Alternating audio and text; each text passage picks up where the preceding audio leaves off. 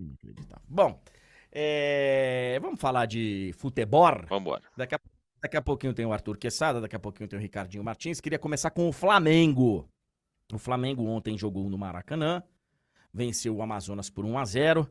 Um dos jogos aí de ontem pela rodada da Copa do Brasil. Daqui a pouco a gente passa pelos outros 6 jogos. E um jogo que foi marcado pelas vaias, já no momento da escalação. O Tite já foi vaiado. Ontem tinham um pouco menos de 40 mil torcedores, acho que 37 mil, alguma coisa assim, lá no Maracanã. Já na hora da escalação já tinha vaia, mostrando uma insatisfação, especialmente com o futebol apresentado pelo Flamengo nos últimos jogos. E os resultados também, né? Porque o Flamengo vinha de 2 derrotas e 1 empate. 3 jogos sem vencer. E um jogo marcado pela volta do Gabigol. O Gabigol, ele mostrou logo de cara, né? Logo de cara, que é um grande ídolo. Ontem você já tinha trazido essa informação aqui na live, que tinha uma troca de farpas, que é até uma covardia, né? Porque era uma troca de farpas entre Landim e Zico. Entre Landim e Zico. O cara tem que ser muito burro pra se envolver em polêmica com o Zico, né, cara? O Zico é enorme. Enorme! E aí, na hora que a bola vai rolar, fica toda aquela expectativa pela entrada do Gabigol. E eu acho muito curioso, o João.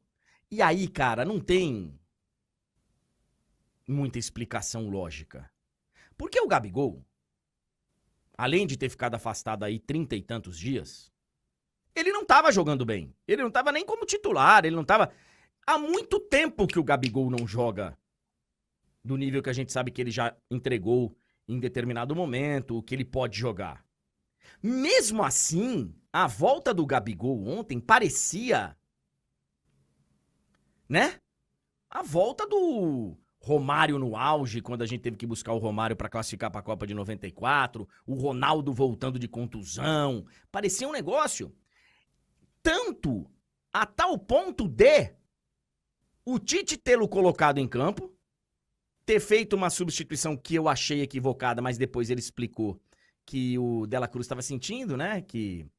E aí o Gerson, que ontem jogou muito mal, mas ficou os 90 minutos. E, enfim, ele fez outra substituição. E aí o próprio Tite chegou na entrevista coletiva e falou: errei, porque coloquei por muito tempo o Gabigol, que ficou tantos dias sem treinar, né? Naquele nível que se espera de um atleta, porque ele nem podia entrar na concentração do Flamengo, no campo de treinamentos do Flamengo. Então ele faz o meia-culpa, que eu acho, inclusive, um tipo de erro bem perigoso pro Tite. Porque ele... E já vou falar do Tite mais. Mas o João, ele explica o erro dele. Ele fala que teve a necessidade ali do jogo. Ok. Mas ele fala também que era pra atender um desejo do torcedor. Até porque tava esse negócio, eu coloquei ele antes da hora. Um técnico, o Tite, ele tá há 6 anos e meio sem esse dia a dia de clube, né? Apesar de que já tem 6 meses aí da volta dele. Ele assume em outubro de novo um clube, né? Ele chega em outubro no Flamengo. Então, assim, não dá mais pra jogar a desculpa que ele tá fora de ritmo, tá fora de forma, porque não tava trabalhando no dia a dia com seus jogadores na época de seleção brasileira. Mas um cara que começa a cometer erros porque tá ouvindo a torcida, ele pode cair numa casca de banana aí bem perigosa, viu, João? Muito, né? Porque ele abre um precedente pra ele mesmo, né? É um negócio meio louco assim, né? Mas se ele tá cedendo à pressão da torcida, uma coisa é colocar o Gabigol, tivesse colocado o Gabigol ontem com 4-0, 3-0, mas não era o caso. 1-0 só. O Flamengo, né, precisaria até fazer um saldo ali, importante pensando até no jogo de volta, não fez. Mas colocar só porque a torcida pressionou não me parece uma atitude de um treinador, né, que está avisando o seu time ali.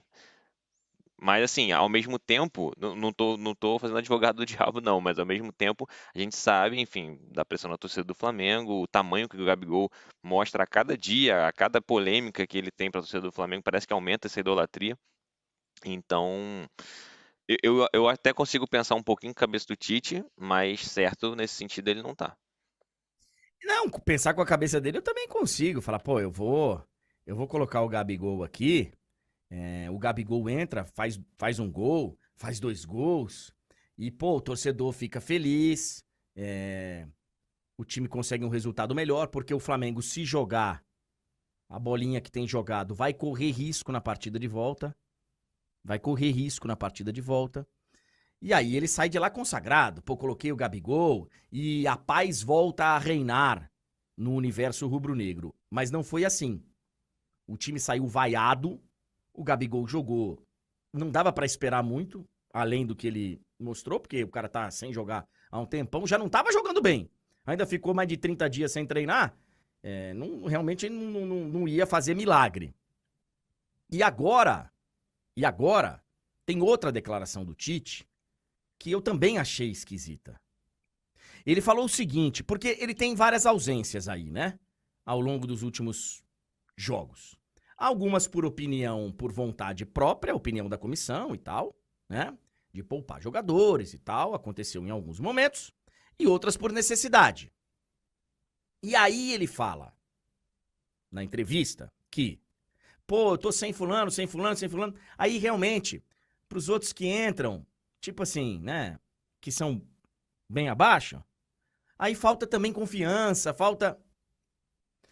Assim, ó, com todo respeito ao Amazonas, que inclusive pode dificultar no jogo da volta, pode, vem fazendo um trabalho aí bem interessante. É que tem muita gente que olha pro norte do país, pro nordeste, e fala, esses caras aí, sabe, nem trabalhar trabalham. Ficam na rede a semana inteira, né? Nem trabalhar trabalham. Então tem essa imagem, assim, de que qualquer coisa boa que aconteça por lá é obra do acaso. E não é. A gente sabe que tem muito trabalho sério que acontece fora do eixo. Muito trabalho bem feito. Então, dito isso, com todo respeito ao Amazonas, é o Flamengo jogando em casa, com o elenco que tem, com 40 mil torcedores, com o técnico que acabou de dirigir a seleção brasileira em 2 Copas do Mundo. Como assim falta confiança? Como assim, velho? Ele vai ter confiança contra quem? Em que momento? Como assim falta confiança? Meu amigo, é o Flamengo recebendo o Amazonas com todo respeito, com todo carinho.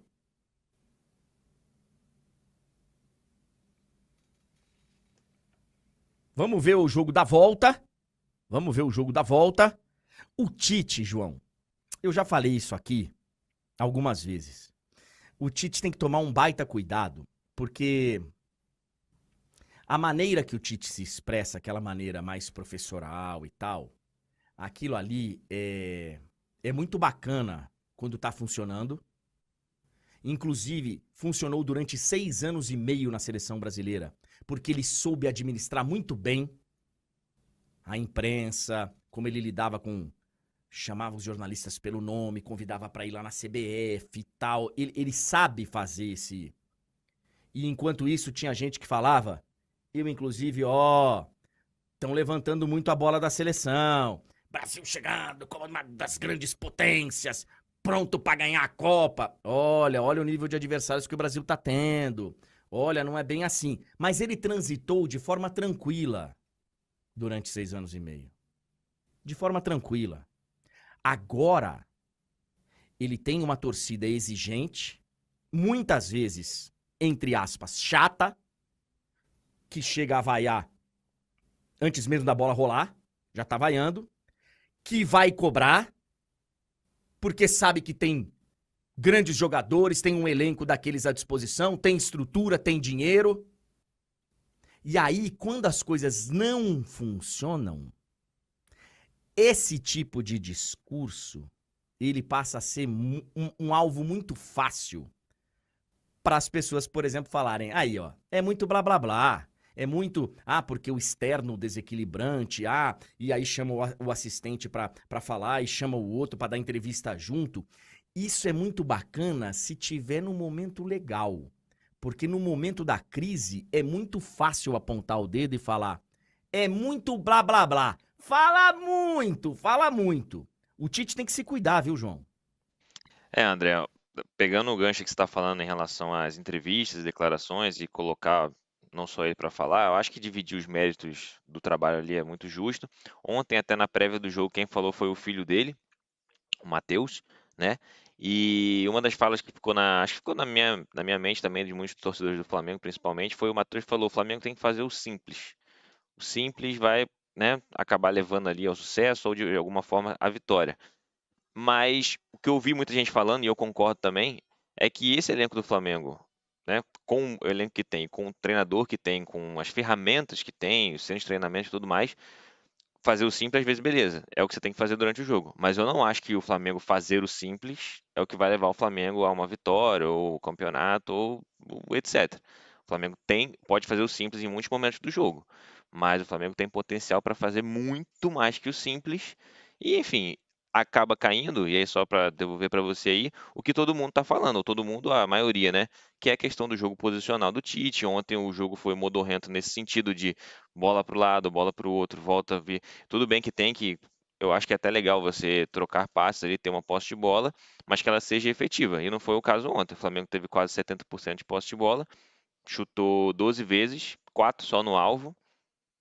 Então, assim, a torcida está reclamando, não, acho que com razão, principalmente nesse sentido. O Flamengo não está conseguindo ser efetivo e chutar no gol. Por exemplo, contra o Botafogo não chutou no gol.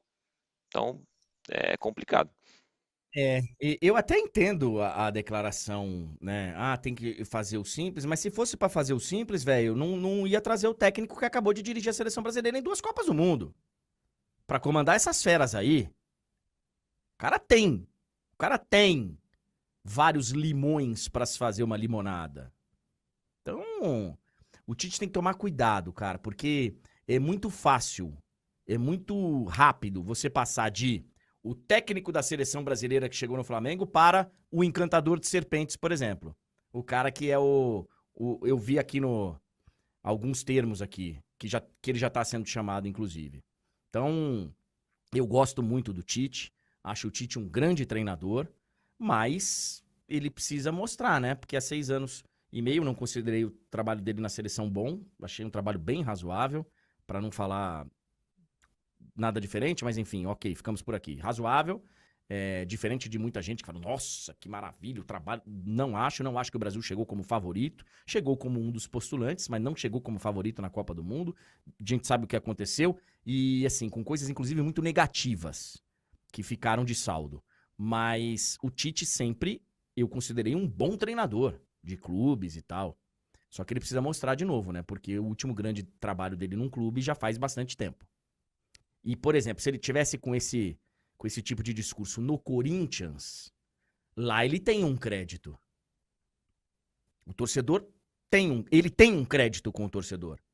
Com o Flamengo não, cara. Com o Flamengo, velho, vamos trabalhar e mostrar.